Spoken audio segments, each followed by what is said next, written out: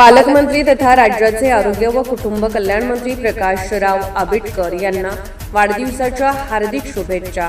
शुभेच्छुक ज्येष्ठ नेते देवानंद पाटील व मित्र परिवार निढोरी, तालुका कागल, जिल्हा कोल्हापूर.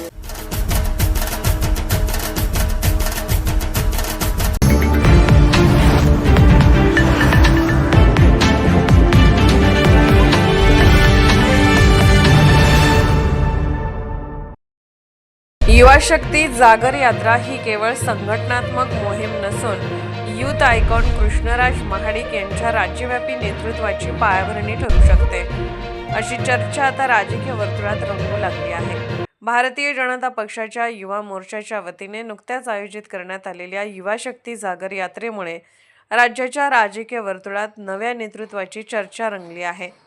या यात्रेच्या माध्यमातून यूथ आयकॉन कृष्णराज महाडिक यांना राज्यभर परिचित करून त्यांचे नेतृत्व अधिक व्यापक करण्याचा भाजपचा प्रयत्न असल्याची राजकीय वर्तुळात चर्चा आहे.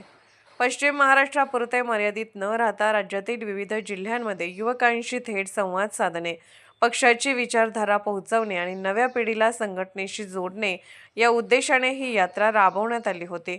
त्यामुळे आगामी स्थानिक स्वराज्य संस्था तसेच भविष्यातील विधानसभा आणि लोकसभा निवडणुकीच्या पार्श्वभूमीवर भाजप नव्या चेहऱ्याला राज्यव्यापी ओळख देण्याच्या तयारीत असल्याचे संकेत मिळत आहेत.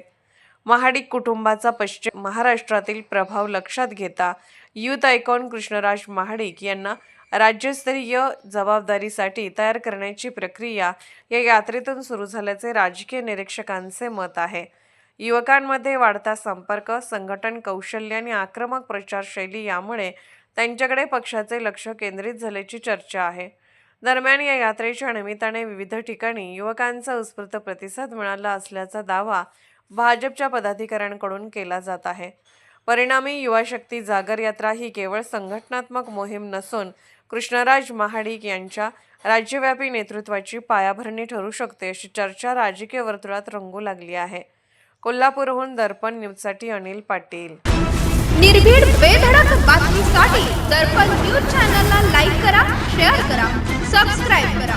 मुख्य संपादक अभिजित रांजणे, दर्पण न्यूज.